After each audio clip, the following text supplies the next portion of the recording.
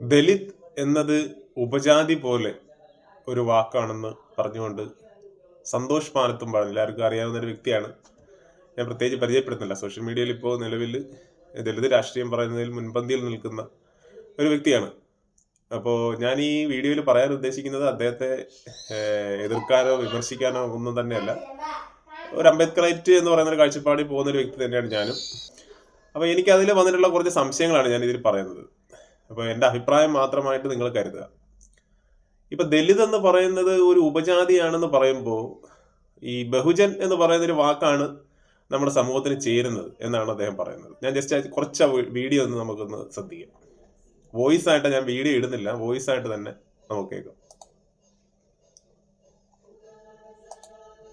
പലരും പലരുടേതായ നിലയ്ക്കുള്ള അഭിപ്രായങ്ങളാണ് പറഞ്ഞുകൊണ്ടിരിക്കുന്നത്. അപ്പോൾ ദലിത് എന്ന പദം നമ്മൾ ഉപേക്ഷിക്കണം, ദളിതർ എന്ന ഒരു അവസ്ഥയാണ്, ആ അവസ്ഥ നമ്മൾ മാറ്റണം എന്നൊക്കെ പറയുമ്പോൾ ചില അഭിപ്രായങ്ങൾ വന്നുകൊണ്ടിരിക്കുന്നത് നമ്മൾ പണ്ടൊക്കെ എന്തോ ആയിരുന്നു, അതൊക്കെ ഇപ്പൊ പറയണം, അങ്ങനെയൊക്കെയാണ് പിന്നെ അധിക്ഷേപിക്കുന്നത്. പിന്നെ അതുപോലെ ഒരു ചങ്കരൻ, ആ ചങ്കരനൊന്നും ഞങ്ങൾ മറുപടി കൊടുക്കേണ്ട കാര്യമില്ല. കാരണം പരിക്കകത്ത് നല്ലത് പുറത്തോട്ടിറങ്ങാൻ യാതൊരു സാധ്യതയില്ലാത്ത ആളുകൾക്കൊക്കെ മറുപടി കൊടുക്കേണ്ട കാര്യമില്ല. എങ്കിൽ പോലും അദ്ദേഹത്തിന് ഞങ്ങൾ വിഷയത്തിന്മേൽ മറുപടി കൊടുക്കേണ്ട ആവശ്യകത ഉണ്ട് എന്നുള്ളതാണ്.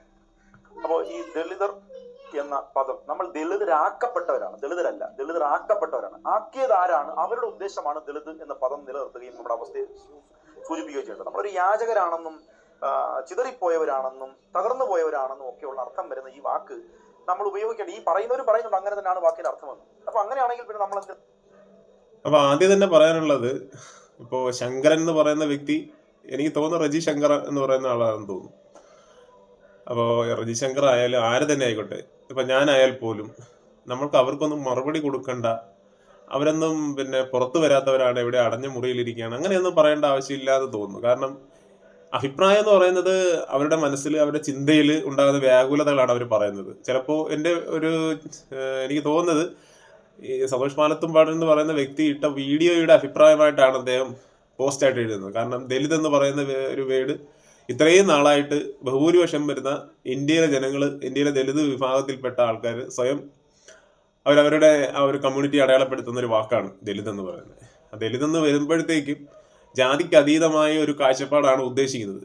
അപ്പോൾ അതിനെ ഒരു പക്ഷെ ഇത്രയും നാളിങ്ങനെ ഫോളോ ചെയ്ത് വന്നത് ഇനി ഉപേക്ഷിക്കണമെന്ന് പറയുമ്പോൾ ഓരോരുത്തർക്കും അതിൻ്റെതായിട്ടുള്ള ഒരു അഭിപ്രായം കാണുമല്ലോ. അപ്പോൾ അതിനെ മറുപടി കൊടുക്കണ്ട എന്നൊക്കെ പുച്ഛിച്ച്, അതൊക്കെ ശരിയുള്ള കാര്യമല്ല. നമ്മൾ അതൊരു തെറ്റായിട്ട് തന്നെയാണെന്ന് എനിക്ക് തോന്നുന്നത്. പിന്നെ ദലിത് എന്ന് പറയുന്നൊരു വാക്കെന്ന് പറയുന്നത് അടിച്ചേൽപ്പിച്ചതാണ്, അല്ലെങ്കിൽ നമ്മളെ ദലിതരാക്കപ്പെട്ടതാണ് എന്നൊക്കെയാണ് പറയുന്നത്. അപ്പോൾ എനിക്ക് ചോദിക്കാനുള്ളത്, ഈ സംഘപരിവാർ ഇത് തന്നെയല്ലേ പറയുന്നത്? അപ്പോൾ സംഘപരിവാറിന് പോലും ബുദ്ധിമുട്ട് തോന്നുന്നൊരു വാക്കാണ് ദലിത് എന്ന് പറയുന്നത്. അവരൊരിക്കലും ദലിത് എന്ന് പറയുന്ന വാക്കിനെ അംഗീകരിക്കാനോ, ഇന്ന് സംഘപരിവാർ മാത്രമല്ല, എനിക്ക് തോന്നുന്നത് കമ്മ്യൂണിസ്റ്റുകാർ പോലും ഈ ദലിത് എന്ന് പറയുന്നൊരു വാക്ക് ഉൾക്കൊള്ളാത്തവരാണ്. എനിക്ക് ഒരു പക്ഷേ കോൺഗ്രസ് ആ ഒരു നിലപാടല്ല.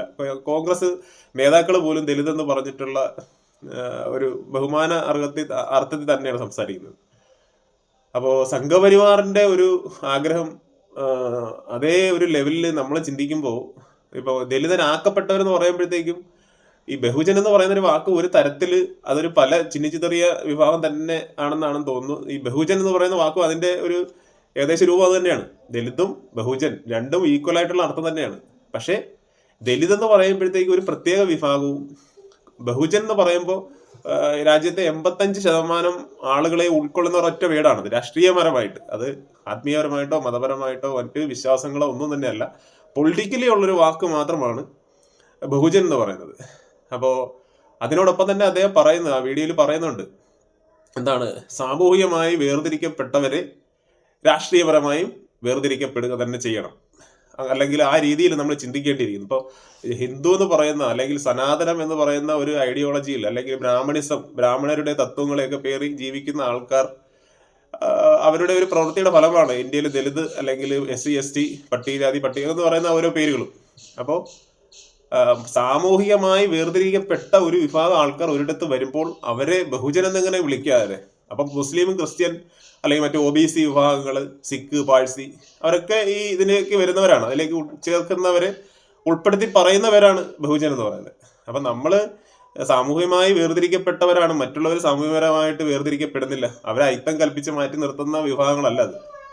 അപ്പൊ നമ്മൾ ഇതൊക്കെ ഉൾക്കൊണ്ട് പറയുമ്പോൾ എല്ലാവർക്കും യോജിക്കുന്ന രീതിയിൽ, പ്രയോജനമാകുന്ന രീതിയിൽ ചിന്തിക്കാൻ കഴിയുന്ന ഒരവസ്ഥ സംജാതമാകണം നമ്മൾ ഈ ഒരു പേര് പറയുമ്പോൾ. ബഹുജൻ എന്ന് പറയുന്ന ഒരു വാക്കിനെ ആരും, ഈ പറയുന്ന രജിശങ്കർ പോലും അത് ഖണ്ഡിക്കുന്നില്ല, അത് തെറ്റാണെന്ന് അവർ പറയുന്നില്ല.